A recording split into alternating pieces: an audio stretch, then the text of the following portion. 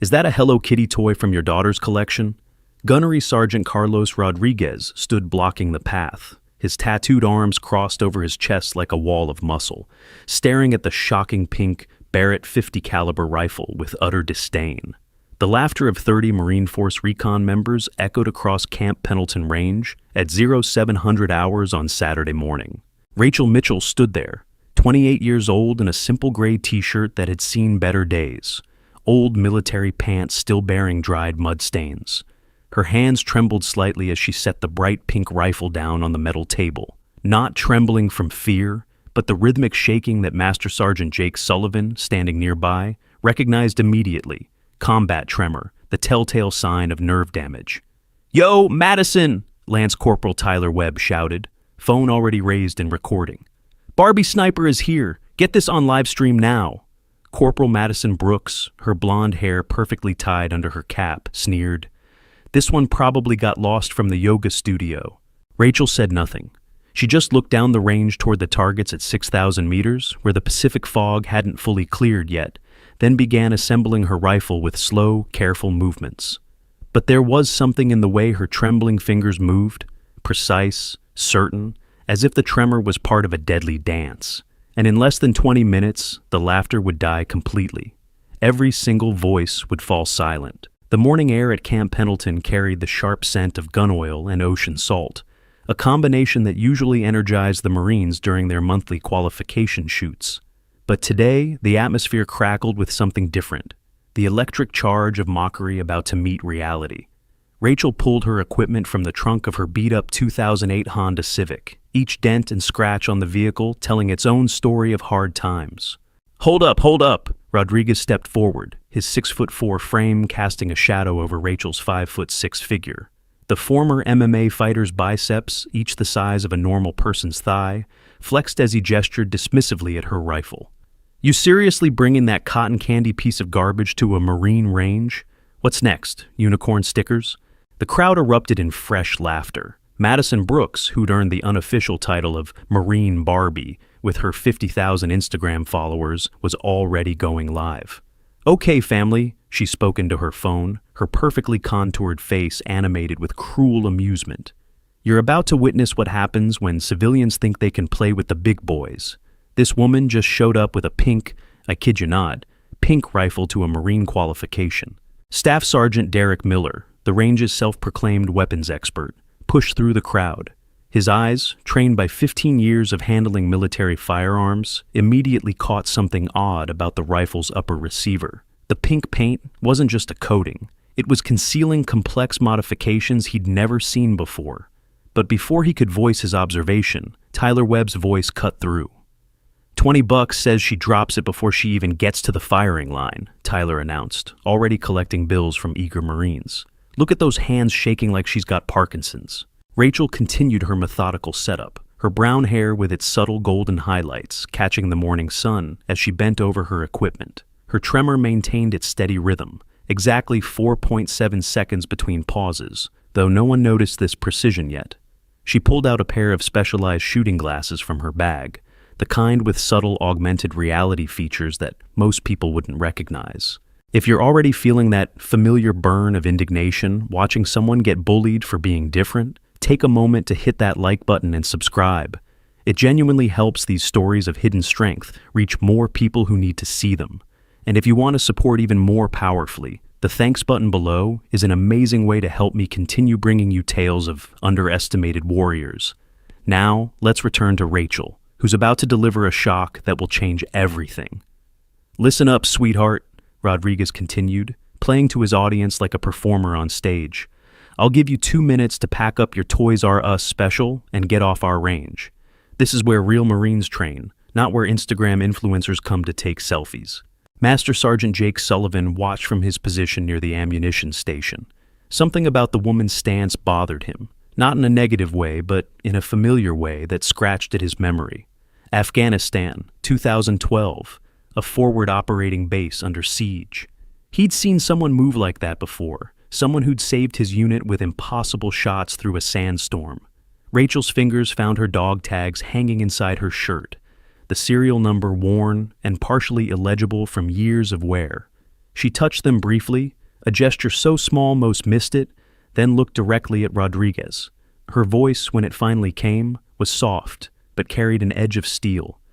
"I'll need about 15 minutes to set up," she said simply. 4 words. No emotion, no response to the mockery. 15 minutes? Madison laughed, her live stream viewer count jumping to 2,000 as word spread through military social media. "Honey, you could have 15 hours and you still wouldn't hit anything past 100 meters with those shaky hands and that toy gun." Tyler Webb, never one to miss an opportunity for mischief, accidentally kicked sand toward Rachel as he moved closer for a better camera angle. The dust cloud hit her face just as she was adjusting her scope. The crowd waited for the explosion of anger, the feminine frustration they expected. Instead, Rachel calmly wiped the sand from her face with the back of her hand and continued working as if nothing had happened. The only sign she'd even noticed was a slight adjustment in her breathing pattern. In for 4 counts, hold for 4, out for 4. Combat breathing, Sullivan recognized. Who was this woman? "I've seen some desperate attempts for attention," Derek Miller announced, his expertise finally getting the better of his judgment to stay quiet. "But this takes the cake. That rifle... Hold on, is that upper receiver custom machined? That's not factory standard." "Who cares about the receiver?" Rodriguez interrupted, not wanting to lose his audience's attention. "Barbie here probably had it painted pink at the same shop where she gets her nails done." He turned back to Rachel. "Tell you what, I'm feeling generous. I'll make you a deal. You hit a target, any target, at 1,000 meters, and I'll let you stay on my range. Miss, and you pack up and never come back. Deal?" Rachel looked up from her scope adjustments, her brown eyes meeting Rodriguez's with an intensity that made him unconsciously shift his weight. The tremor in her hands continued its precise rhythm. 6,000 meters, she said quietly. The laughter stopped as if someone had thrown a switch. Then, like a dam bursting, it exploded even louder than before. Marines doubled over, some actually falling to their knees in mirth. Madison's livestream chat exploded with laughing emojis and comments about delusional civilians. 6,000 meters? Rodriguez wheezed between laughs. "Lady, the world record is 3,500 meters, and that was set by a Canadian Special Forces sniper with perfect conditions and specialized ammunition. You're not just crazy. You're mathematically impossible crazy." Elena Vasquez, a young lieutenant and West Point graduate, moved closer to get a better view. Unlike the others, she'd noticed something the pink paint was trying to hide.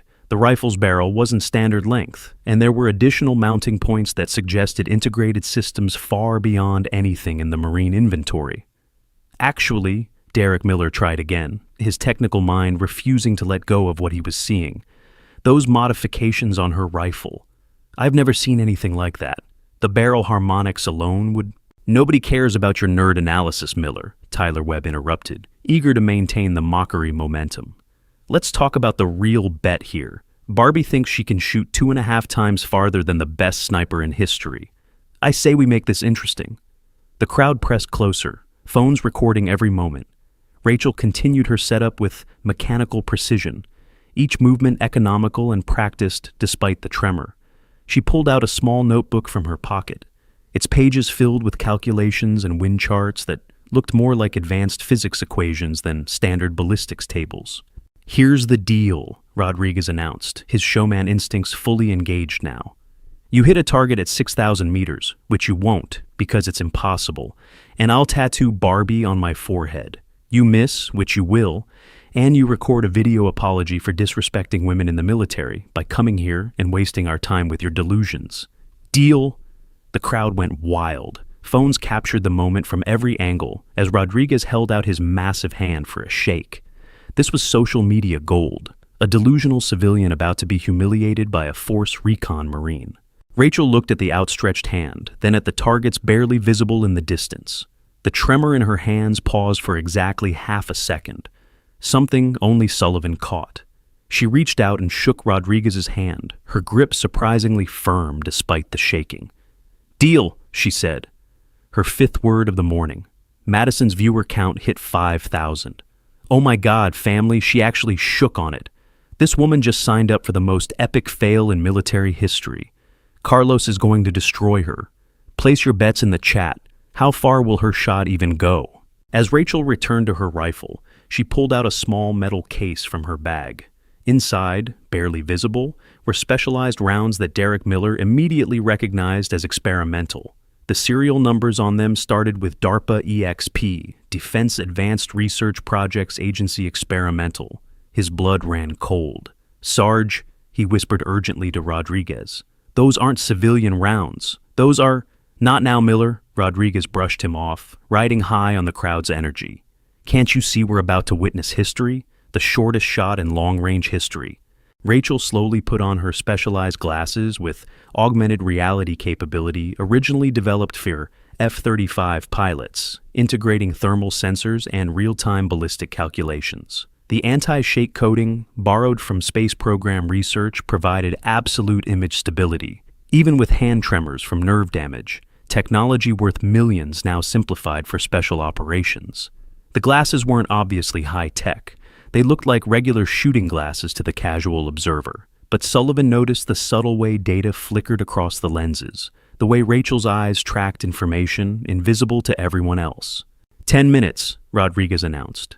Princess has 10 minutes to set up for her impossible shot. Then we get to watch physics prove what we already know, that cotton candy rifles and shaky hands don't mix. The betting pool had grown to over $5,000, with odds running 100 to 1 against Rachel, even hitting paper at 6,000 meters. Tyler Webb was taking a video selfie with Rachel in the background, narrating her final moments of dignity to his followers. But something strange was happening in the crowd. The laughter was becoming forced, uncertain, because Rachel Mitchell wasn't acting like someone about to fail spectacularly. She was methodical, calm, precise. Every adjustment to her scope was deliberate, every calculation in her notebook done without hesitation. Sullivan moved closer to Colonel Patricia Hawkins, who had just arrived to oversee the monthly qualification. "Colonel," he said quietly, "that woman is using Phantom Protocol." Hawkins' eyes sharpened. "That's impossible. Phantom Protocol is classified beyond top secret. Only 12 people in the world know that shooting method." "I'm telling you what I'm seeing," Sullivan insisted. "The way she's calculating windage, the scope adjustments, even the rhythm of her breathing. That's Phantom Protocol, or I'll eat my stripes." "Wait a minute. Did you notice how she's calculating trajectory? There's something very strange here. Drop a comment below if you caught that unusual detail, or share if you've ever been underestimated because of how you look. Meanwhile, Rodriguez is about to make a challenge he'll regret for the rest of his life. Rodriguez strutted to the front of the crowd like a prize fighter entering the ring. "All right, Marines, let's make this official. 6,000 meters. That's 3.7 miles for those of you who skipped math class. To put that in perspective, that's like trying to hit a target from here to the other side of base, with a rifle, through wind, fog, and the Earth's rotation. Don't forget gravity," Derek Miller added, unable to resist the technical input. "At that distance, bullet drop would be—" "Shut it, nerd," Tyler Webb interrupted. "We get it. It's impossible. That's what makes this so funny." Rachel had moved to the shooting position, kneeling with practiced ease despite her age showing slightly in the careful way she protected her knees. The tremor in her hands maintained its perfect rhythm as she made micro-adjustments to her rifle's position. She pulled out what looked like an ordinary water bottle, but took a careful sip of specialized electrolyte formula developed by Military Medical for extreme snipers, balancing hand tremor and increasing focus under pressure. The formula optimized for neural function during combat stress. Technology from the SEAL Team 6 enhancement program helped control heart rate and tremor during critical life-or-death shots. 5 minutes, Rodriguez announced. 5 minutes until we see the most spectacular failure in Marine Corps history. Madison, you getting all this? Every second, Madison confirmed, her phone steady despite her excitement. 10,000 viewers now, family. You're about to witness what happens when civilians don't know their place. But Elena Vasquez had moved to where she could see Rachel's notebook over her shoulder. The equations there weren't standard ballistics. They included variables she'd never seen before: atmospheric lensing calculations, Coriolis effect compensations taken to the 10th decimal place, and something labeled Project Mitchell Offset that made no sense. Lieutenant, Captain James Harrow appeared at Elena's shoulder. The 38-year-old officer had been watching from the command post, initially dismissive but increasingly intrigued. What do you make of this? Sir, Elena whispered back, those calculations, they're not from any manual I've ever seen. She's accounting for variables we don't even track in sniper school. Rachel closed her eyes briefly, and for just a moment, the tremor stopped completely. Then it resumed its mechanical precision. She loaded a single round into the chamber, the metallic click somehow audible despite the crowd noise. The serial number on the cartridge caught the light. DARPA XP 0007. 2 minutes, Rodriguez called out, but his voice had lost some of its mocking edge. Something about the way Rachel moved, the absolute certainty in her actions despite the shaking hands, was beginning to unnerve him. This wasn't how delusional people acted. This was how professionals acted. The fog was lifting from the range, revealing the distant targets. At 6,000 meters, they were barely visible even with spotting scopes. The crosswind indicators showed gusts up to 15 knots, challenging conditions for a 500-meter shot, let alone 6,000. Hey, Tyler Webb called out, still playing to the cameras. Maybe we should call medical now. You know, for when she dislocates her shoulder from that 50-cal recoil, those shaky hands won't absorb much impact. Rachel's only response was to settle deeper into her shooting position. The tremor in her hands synchronized with her breathing pattern. In, pause, out, tremor, in, pause, out, tremor. Sullivan watched in fascination as she turned a disability into a rhythm, a weakness into a timing mechanism. 1 minute, Rodriguez announced. The crowd pressed closer, but military training kept them at a safe distance from the firing line. Last chance to back out, Barbie. No shame in admitting you bit off more than you can chew. For the first time in 10 minutes, Rachel spoke. Clear the back blast area.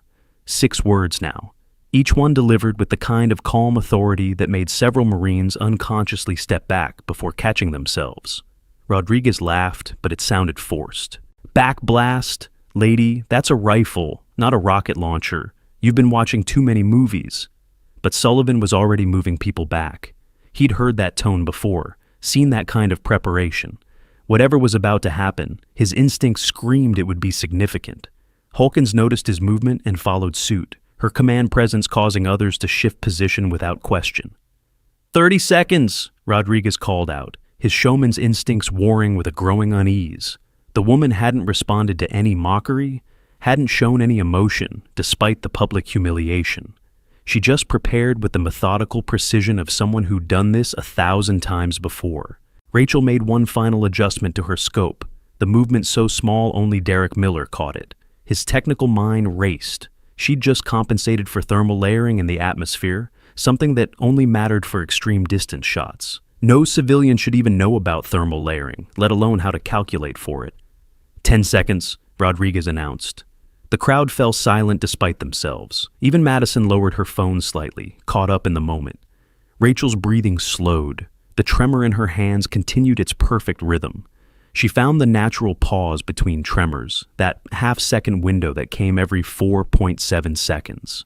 Her fingers settled on the trigger with the lightness of a butterfly landing. 5, 4, 3, 2. The world held its breath. 30 Marines, dozens of phones, thousands of viewers online, all focused on this single moment, the impossible shot, the shaky hands, the pink rifle that had become the joke of the morning. Rachel's eyes, visible in profile, showed no emotion, just focus. Complete, absolute focus that seemed to bend reality around it. The fog parted as if commanded. The wind died for just a moment. The earth itself seemed to pause in its rotation. 1. Time slowed to a crawl. Sullivan saw it first, the way her trigger finger moved between tremors, the perfect synchronization of breath and heartbeat. Hawkins caught the slight shift in her shoulder, micro-adjustments for recoil that hadn't happened yet. Derek Miller watched the rifle's barrel, seeing harmonics he'd only read about in theoretical papers.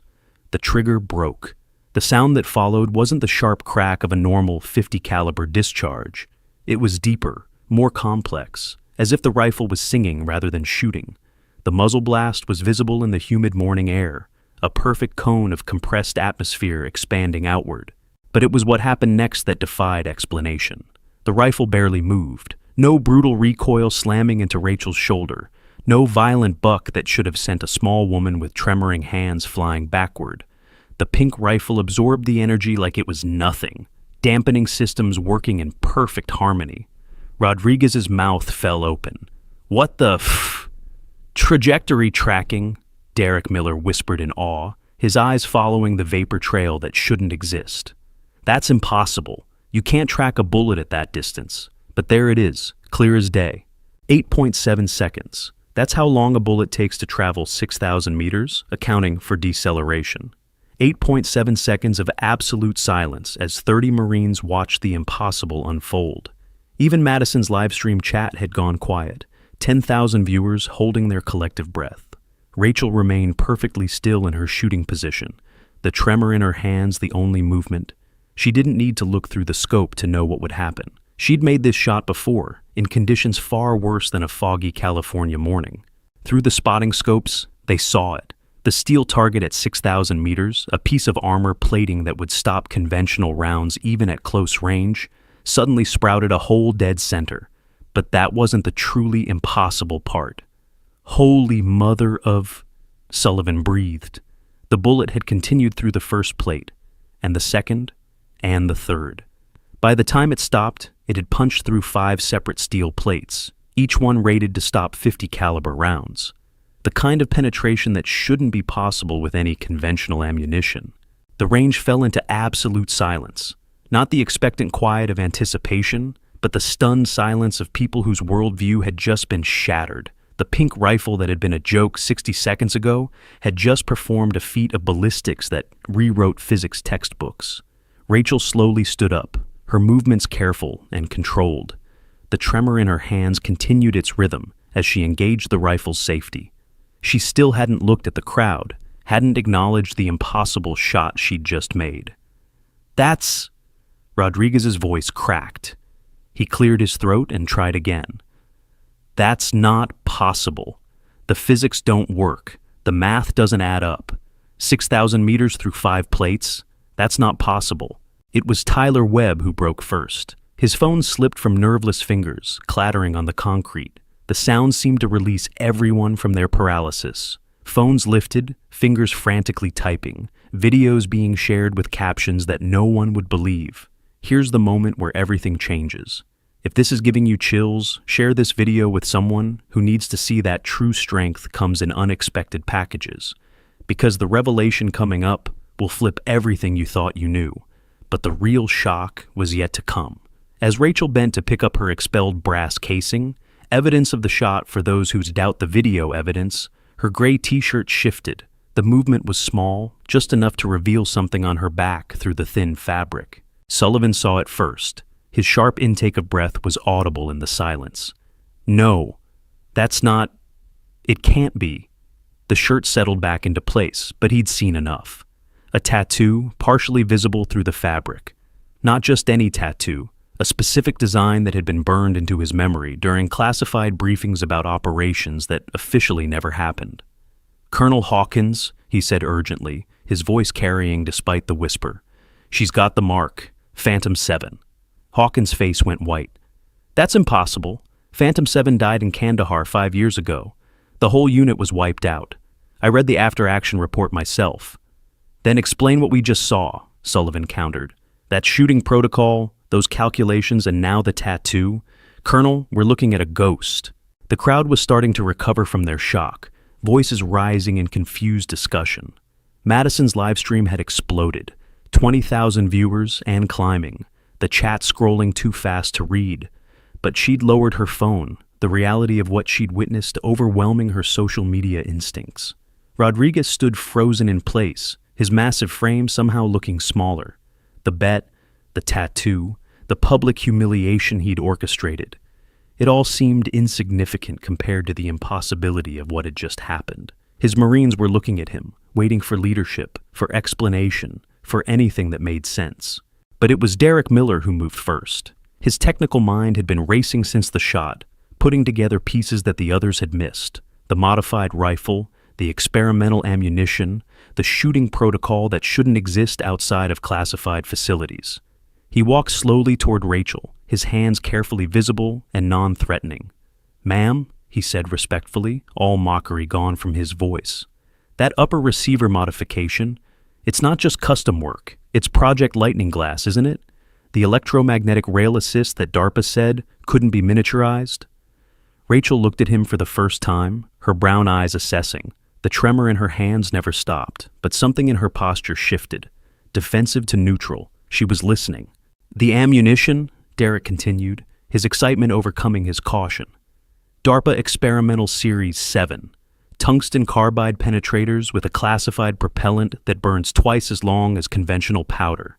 That's how you maintain velocity over 6,000 meters. But the recoil suppression, how did you manage that? The physics say... The physics, Rachel said quietly, assume conventional materials. Her longest statement yet. 7 words that confirmed everything Derek had theorized. This wasn't just a modified rifle. This was a weapons system that represented a leap forward in ballistics technology, something that defense contractors would kill to reverse engineer. Everyone back the hell up! Rodriguez's voice cracked like a whip, his leadership instincts finally overcoming his shock. This is still an active range. Webb, police those phones. Nobody posts anything until we figure out what just happened.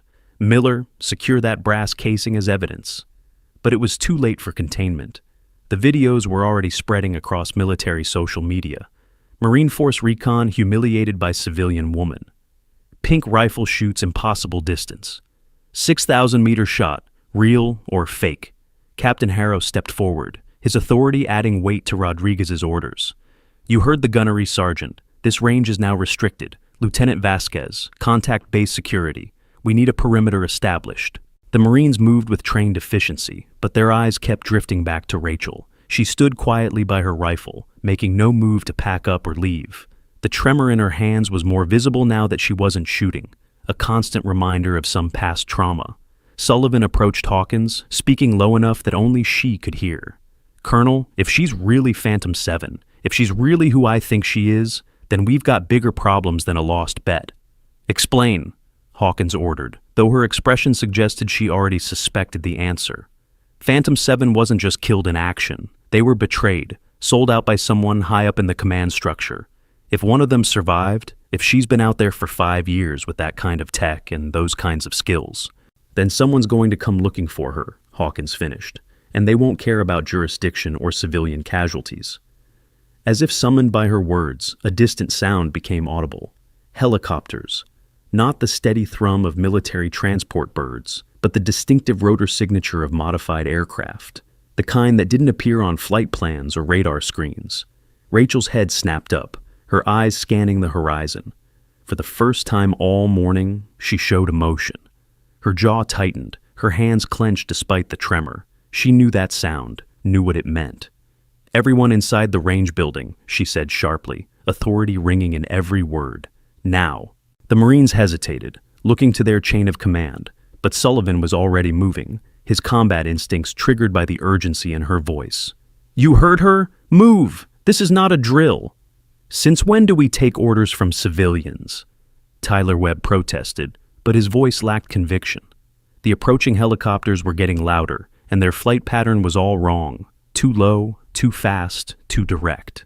Since that civilian just did something impossible, and knows something we don't, Harrow snapped. Everyone inside. That's an order.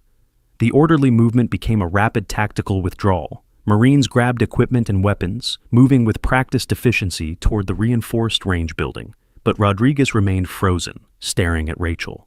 Who are you? He asked, all traces of his earlier mockery gone. Really? Who are you? Rachel looked at him, and for just a moment, her professional mask slipped. He saw exhaustion there, and pain, and a weight of secrets that would crush most people. Someone who should have stayed hidden, she said softly. Someone who made a promise I couldn't keep buried. The helicopters were visible now, black shapes against the morning sky. No markings, no identification numbers. Ghost birds carrying ghost passengers, coming for a ghost who'd made the mistake of stepping back into the light.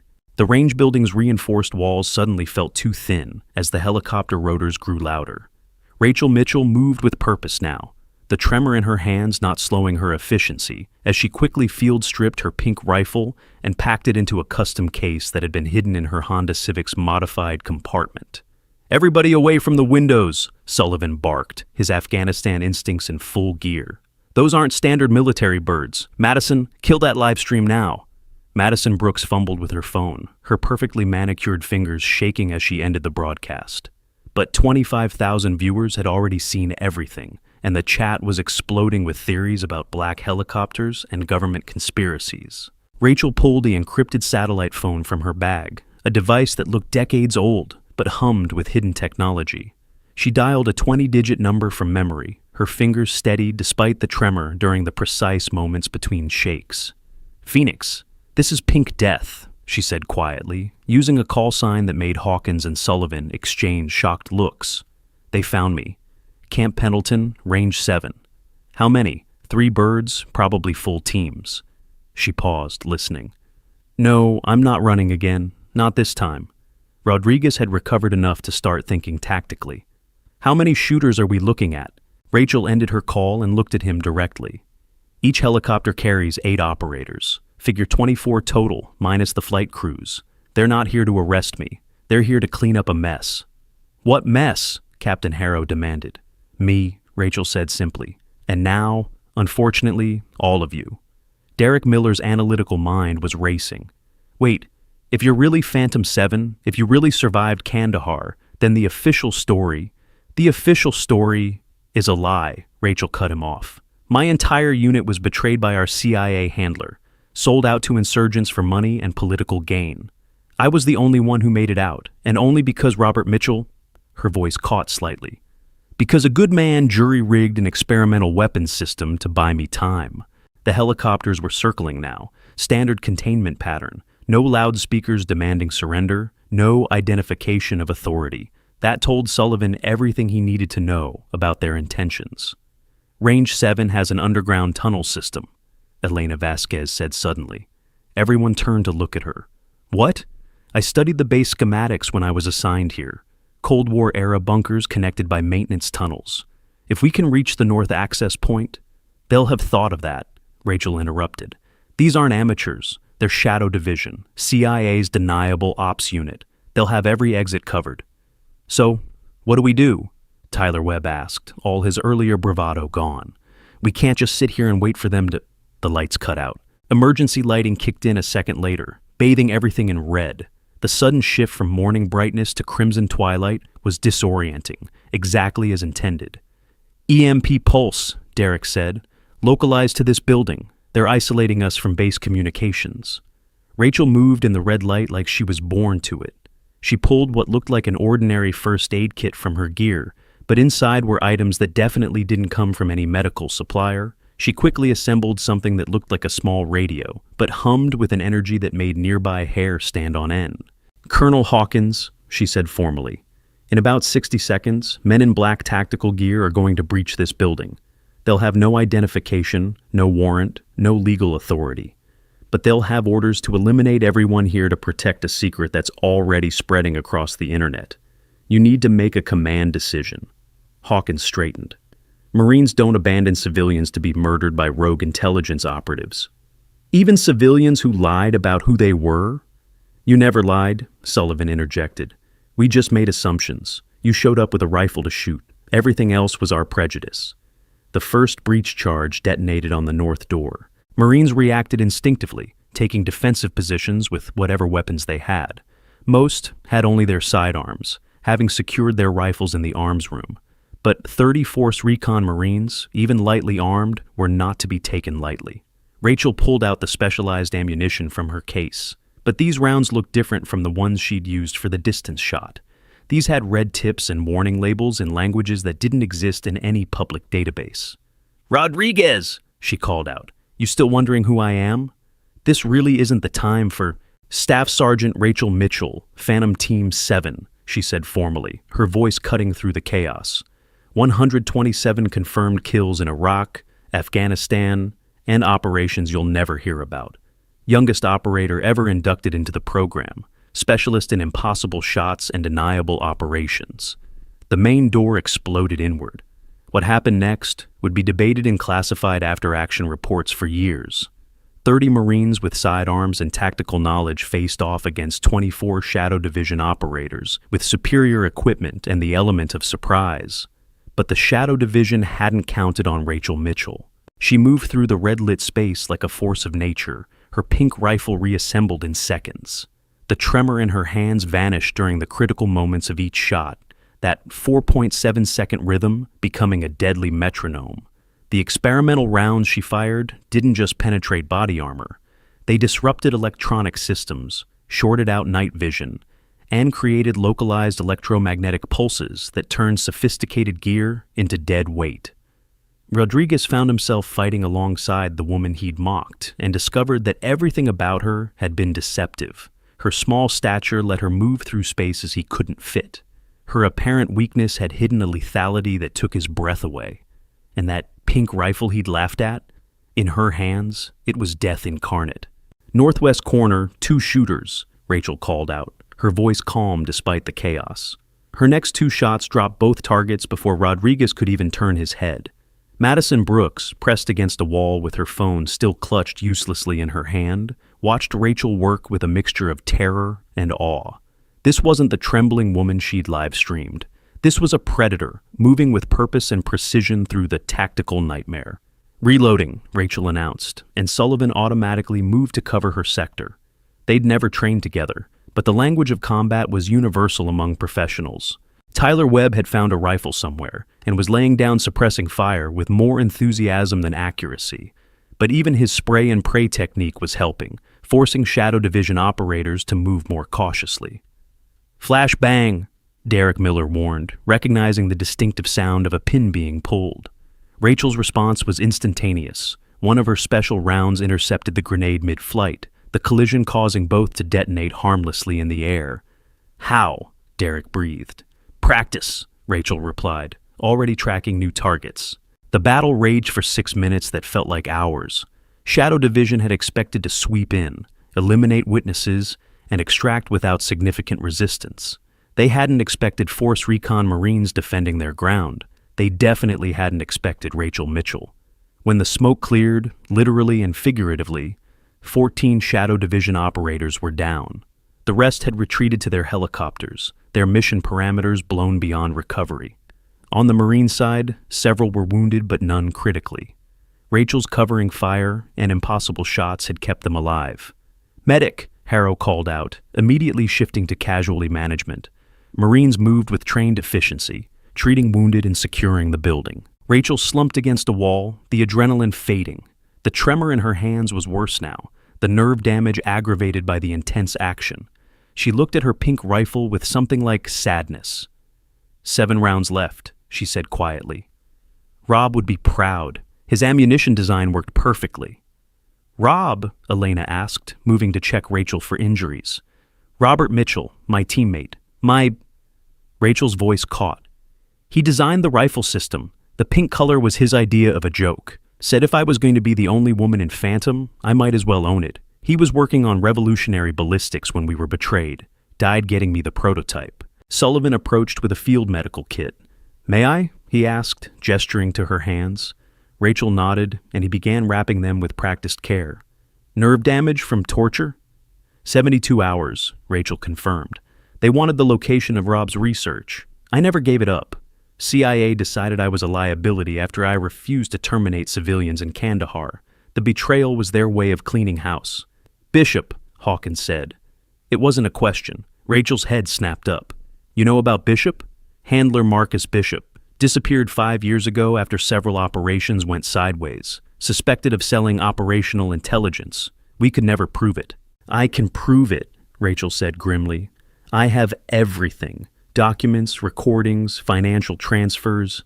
It's what I stole before going underground. It's why they've been hunting me." The sound of approaching vehicles, many of them, filled the air. But this time, it was the familiar rumble of Marine armor. Base security had finally responded to the firefight. "We need to control the narrative," Harrow said. "This is going to be impossible to cover up." "Don't," Rachel said firmly. "Don't cover it up. That's what they want. Darkness and silence and classified stamps. Put it in the light, every bit of it." Rodriguez knelt in front of her, his massive frame somehow making him level with her seated position. "I owe you an apology, and a tattoo apparently." Despite everything, Rachel actually smiled. A small thing, but genuine. "You don't need to tattoo anything. You and your Marines just stood against CIA death squads for someone you don't even know. That's worth more than any bet. You're wrong, Rodriguez said. We do know you. You're a Marine who got betrayed by her country and still showed up to honor a fallen brother's legacy. That pink rifle? That's a memorial, isn't it? Rachel's eyes filled with tears she wouldn't let fall. Rob died believing his work would save lives, make impossible shots possible, give operators an edge that would bring them home. I've been testing it, perfecting it, waiting for the right moment to reveal it. And you chose our range? Madison asked, her phone forgotten, her perfect makeup streaked with dust and tears. I chose Marines, Rachel corrected, because I knew if things went wrong, you'd fight, even for someone you didn't like. It's what we do. The base security forces arrived with General Patricia Morrison, a 2-star who happened to be on base for an inspection. She took in the scene. Wounded operators in unmarked gear, Marines with smoking weapons, and a small woman with trembling hands sitting against a wall with a pink rifle. Colonel Hawkins, the general said calmly, I suspect you have an interesting report for me. Ma'am, Hawkins replied, this is Staff Sergeant Rachel Mitchell, Phantom 7. She just helped us repel an illegal CIA operation on American soil. The general's eyebrows rose. Phantom 7 died in Kandahar. Reports of my death were fabricated, Rachel said, struggling to her feet. Marines moved to help her, but she waved them off. She stood at attention despite the exhaustion, despite the tremor, despite everything. Ma'am, I have evidence of treason at the highest levels of intelligence services. I've been running for 5 years, but I'm done running. General Morrison studied her for a long moment. Then, in a move that shocked everyone present, she rendered a perfect salute. Welcome home, Sergeant. Rachel's composure finally cracked. 5 years of isolation, of running, of carrying secrets that burned like acid, it all came crashing down. She returned the salute with shaking hands, tears flowing freely. The rifle technology, Morrison continued after lowering her salute. Is it everything the reports suggested? Better, Derek Miller interjected, unable to contain himself. General, what we witnessed today rewrites everything we know about ballistics. That 6,000-meter shot, that was just the beginning. The applications for force protection, for giving our people the edge they need, can be discussed after we deal with the immediate situation. Morrison cut him off, though not unkindly. Sergeant Mitchell, are you willing to debrief? Yes, ma'am, but not in a black site, not hidden away. If we're doing this, we do it officially. Public record, congressional oversight, the whole thing. That's not how intelligence works, someone said. That's how it's going to work, Rachel replied firmly. Or in 6 hours, every document I have goes to the Washington Post, New York Times, and WikiLeaks simultaneously. I'm done with shadows. The cleanup took hours. Shadow Division operatives were processed, their weapons cataloged, their complete lack of official identification noted. Several tried to invoke classified protocols, but General Morrison was having none of it. You conducted an unauthorized military operation on my base, she told their apparent leader. You're lucky these Marines showed restraint, or we'd be loading body bags instead of prisoners. Rachel worked with base intelligence to secure the scene, her knowledge of Shadow Division protocols invaluable. She showed them where to look for surveillance equipment, how to disable tracking devices, and what communication channels to monitor. Through it all, Rodriguez stayed close. Not protective exactly, he'd seen her capabilities, but supportive. When her hands shook too badly to write, he steadied them. When exhaustion threatened to drop her, he was there with a chair. Why? She asked him during a quiet moment. Because I was an idiot, he said simply. And because you could have let us die. Shadow Division came for you. We were just witnesses. You could have run, left us to it. Instead, you fought for people who mocked you. That's honor I can't match. You matched it when you stood between me and them, Rachel replied. All of you did. Madison approached hesitantly, her phone nowhere in sight for the first time all day. I wanted to apologize. What I said, what I did. You did what you thought was funny, Rachel interrupted, not unkindly. You saw what you expected to see, a weak woman with a silly rifle. It's human nature. It's horrible nature, Madison countered. I pride myself on supporting women in the military, and the first chance I got, I tore another woman down for entertainment, for likes. God, I'm disgusting. You're human, Rachel corrected, and you're learning. That's all any of us can do. As the sun reached its peak, burning away the last of the morning fog, Investigators arrived from multiple agencies: FBI, NCIS, Army CID. Everyone wanted a piece of the unprecedented situation.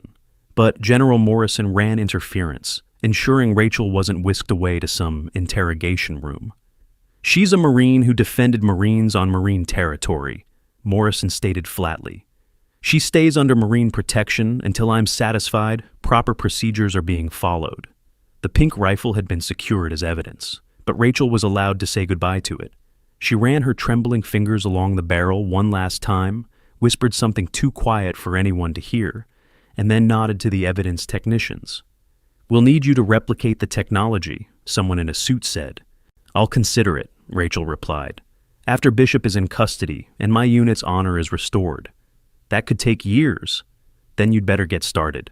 The confrontation had an unexpected effect. Within hours, the live stream footage of the morning's events had gone beyond viral. 25 million views and climbing. The comment sections were battlegrounds of opinion, but one thread dominated: respect for the woman who'd made an impossible shot with shaking hands, and then defended the very people who'd mocked her. Veterans across the country began sharing their own stories, times they'd been underestimated, dismissed, forgotten. The pink rifle became a symbol, appearing on t-shirts and social media profiles. "Don't judge the weapon by its color," became a rallying cry. Tyler Webb had spent the hours after the fight in quiet reflection. Finally, he approached Rachel as she was giving yet another statement. "Ma'am, when you have a minute?" She looked up, noting his subdued demeanor. "What is it, Webb?" I need to... He struggled with words. "I've been thinking about what I did. Not just today, but always. Making fun of people, tearing them down for laughs. It's who I've been, and I hate it. Seeing you, what you can do, who you really are, it made me realize I've been the worst kind of person. And," Rachel prompted, not making it easy for him, "and I want to change. I want to be better. Like you said to Madison, I want to learn. Will you teach me? Not the shooting necessarily, but the discipline, the honor, the ability to stay calm when everyone's against you." Rachel studied him for a long moment. "The tremor in my hands will never go away. The nerve damage is permanent. But I learned to work with it, not against it. That's the first lesson. Your weaknesses can become strengths if you approach them right. Come see me when this is over. We'll talk." By evening, Camp Pendleton was swarming with brass, generals, admirals, senior intelligence officials. Everyone wanted to understand what had happened. The pink rifle had been taken apart and examined by weapons experts who spoke in hushed tones about paradigm shifts and revolutionary advances. Rachel found herself in the unusual position of being the calmest person in rooms full of agitated officers. 5 years of running had taught her patience. She answered questions methodically, provided evidence systematically, and waited for the wheels of justice to slowly turn. "Bishop's location?" an intelligence officer asked for the 10th time. "Encrypted in my files. You'll have it when I have guarantees." "You're not in a position to negotiate." General Morrison's voice cut through the room like a blade. "She's in exactly that position. Sergeant Mitchell has evidence of treason, technology that could save countless lives, and the moral high ground. I suggest you stop treating her like a suspect and start treating her like the asset she is." As night fell, Rachel was finally allowed a break. She found herself on the range where it had all started. Now, crime scene tape and evidence markers. The targets at 6,000 meters were still there. 5 holes punched through steel that shouldn't have been penetrable. Rodriguez found her there, along with Sullivan, Hawkins, and several others from the morning's events. They stood in comfortable silence, processing the day's impossible turns. "So, what happens now?" Elena asked eventually. "Now I testify," Rachel said. "Bishop gets exposed, my unit gets their honor back, and Rob's technology goes to people who need it. Snipers who can make impossible shots to save lives. Operators who can come home because they had the edge they needed." "And you?" Madison asked. She'd been quiet most of the day, the weight of her earlier behavior clearly sitting heavy. "I don't know," Rachel admitted. 5 years of running doesn't just stop. 5 years of being alone doesn't just end. But maybe," she looked around at the Marines who'd stood with her, "maybe I don't have to figure it out alone." "You don't," Rodriguez said firmly. "You've got a unit again, Different from Phantom 7, maybe less high speed. Definitely more likely to make bad jokes. But we've got your 6. The tremor in Rachel's hands seemed less pronounced as she smiled. Careful, Sergeant. I might take you up on that. 3 days later, Marcus Bishop was arrested at a private airport trying to flee the country. The evidence Rachel had preserved led to 14 more arrests across the intelligence community. The betrayal of Phantom 7 was officially acknowledged, with full honors restored to the fallen. Rachel stood at Arlington National Cemetery, her dress uniform immaculate despite hands that still trembled. The families of her lost teammates stood with her as new headstones were unveiled, their sacrifice finally recognized. Robert Mitchell's stone bore an inscription: inventor, warrior, friend. His legacy lives on in every impossible shot. The pink rifle technology was fast-tracked for development. Within a year, designated marksmen across the military would have access to weapons systems that could save lives by making the impossible possible. Each rifle bore a small plaque: Mitchell Systems, in honor of those who see beyond limitations. Rodriguez kept his word about the tattoo, though not what anyone expected. Instead of Barbie or even respect, he had "Never Judge" inked on his forearm. It became something of a tradition among the Marines who'd been there that day. Tattoos with messages about looking deeper, seeing clearer, respecting unconditionally. Madison Brooks pivoted her social media presence entirely. Her new focus on highlighting overlooked veterans and sharing stories of hidden strength grew her following to 500,000. But more importantly, it grew her as a person. She often credited Rachel with saving more than just her life that day. Tyler Webb threw himself into training with a dedication that surprised everyone. Under Rachel's guidance, she did agree to teach him. He transformed from a cruel prankster into a thoughtful Marine. His journey wasn't easy, but Rachel's patient instruction on turning weaknesses into strengths resonated. Derek Miller led the technical analysis team for the new rifle systems, his expertise finally given the outlet it deserved. He often said that watching Rachel shoot had been like seeing physics rewritten in real time, and he was determined to understand every aspect of how she did it.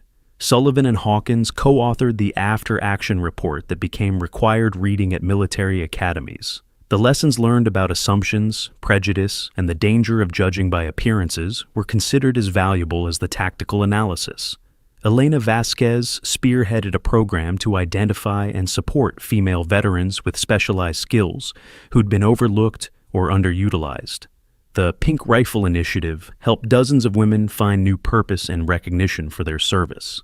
General Morrison personally oversaw the restructuring of base security protocols, ensuring that no rogue agency could ever again attempt what Shadow Division had tried.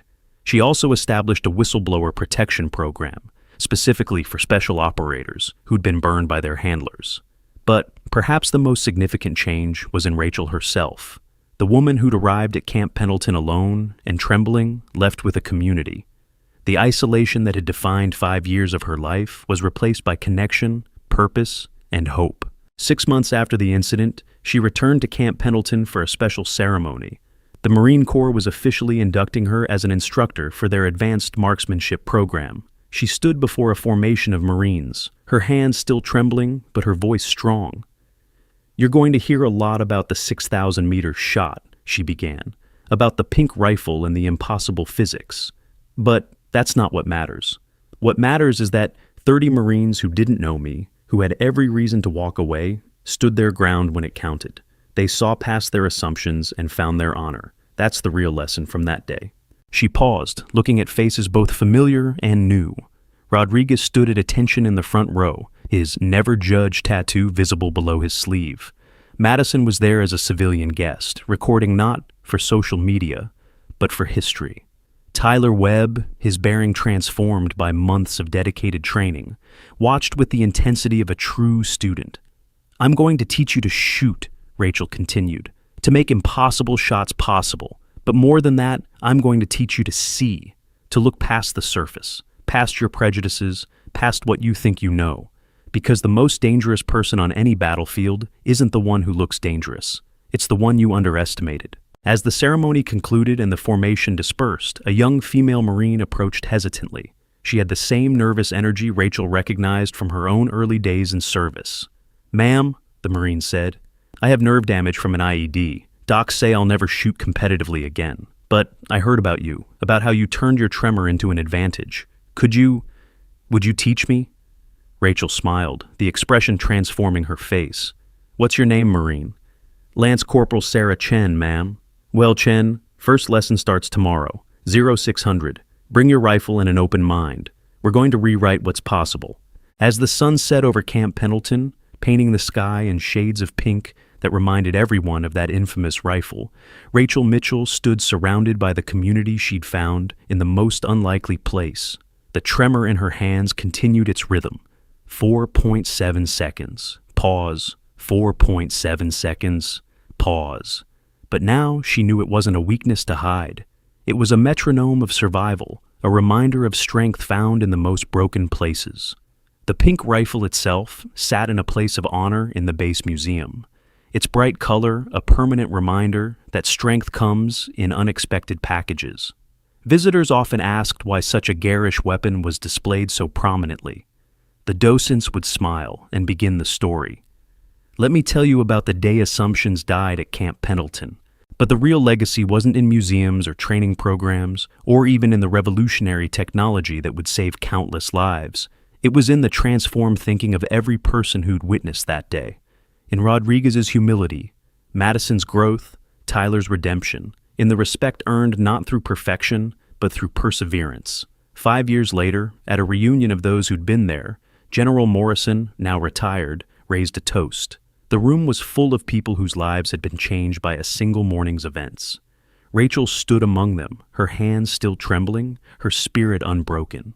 To the pink rifle, Morrison said, and to the woman who showed us that our greatest weaknesses can become our greatest strengths, who taught us that honor isn't about being perfect, it's about standing up when it counts. To never judging, Rodriguez added, his own career having flourished after learning that lesson. To second chances, Tyler Webb contributed, now a sergeant himself, known for mentoring troubled Marines. To seeing clearly, Madison said, her documentary about overlooked veterans having won multiple awards. To impossible shots, Derek added, holding the patent for innovations inspired by that day. To standing together, Sullivan said, thinking of all the Marines who'd chosen righteousness over easy mockery. Rachel raised her glass with a trembling hand that no longer bothered her. To Robert Mitchell, she said softly, who believed technology should save lives, not end them. And to all of you, who proved that Marines don't abandon anyone, not even someone who shows up with a pink rifle and an attitude. The laughter that followed was warm, inclusive, nothing like the mocking sounds that had started it all. It was the laughter of family, of understanding, of bonds forged in unlikely circumstances. Later that night, Rachel stood once more on the range where it had all happened. The targets at 6,000 meters had long since been replaced, but she could still see them in her mind's eye. The impossible distance, the impossible shot, the impossible day that changed everything. A young Marine approached. There was always someone seeking her out now. Ma'am, they say you can teach anyone to shoot past their limitations. Is that true? Rachel looked at the earnest face, seeing herself, seeing all the Marines who'd been told they couldn't. They weren't good enough. They didn't fit the mold. Bring your rifle tomorrow, she said. We'll find out together. As she walked away, her trembling hands tucked in her pockets, she thought about Bishop, now serving life in federal prison. About Shadow Division, disbanded and discredited. About all the forces that had tried to bury her and her truth. They'd all made the same mistake Rodriguez had made that morning, judging by appearances, dismissing based on surface observations. They'd seen a woman with shaking hands and a pink rifle.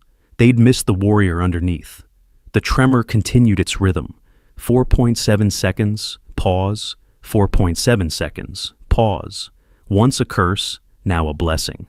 Once a weakness, now a strength. Once a secret shame, now a public inspiration. In the distance, the Pacific Ocean continued its eternal conversation with the shore. Somewhere out there, in bases and camps around the world, Marines were learning that the most powerful weapon in their arsenal wasn't made of steel and polymer. It was the ability to look past prejudice and see potential, to stand for what's right, even when it's easier to laugh along with the crowd, to never, ever judge a rifle by its color, or a warrior by their wounds. The pink rifle had done its job, not just in making an impossible shot, but in shooting down assumptions, piercing prejudice, and punching through the armor of arrogance that too often separates us from recognizing the extraordinary in the seemingly ordinary. Rachel smiled as she drove away in her old Honda Civic, still dented, still scarred, still perfectly functional despite its appearance. Like its owner, it had been underestimated. Like its owner, it had survived everything thrown at it. Like its owner, it carried its wounds as proof of endurance, not defeat. Behind her, Camp Pendleton settled into the evening routine. But in the barracks and offices, in the guard posts and motor pools, conversations continued about the day perceptions died and truth was born. About the woman who'd shown them that sometimes the most dangerous person in any room is the one everyone dismisses. The story spread far beyond the Marine Corps, becoming legend in military circles worldwide. But for those who'd been there, who'd lived through it, it was simpler than legend. It was a reminder that they'd been given a second chance to be better, to see clearer, to judge less. And in a world full of quick judgments and surface assessments, that might have been the most impossible shot of all, the one that pierced through human nature itself and found the honor hiding underneath. The tremor never stopped. 4.7 seconds, pause, 4.7 seconds, pause.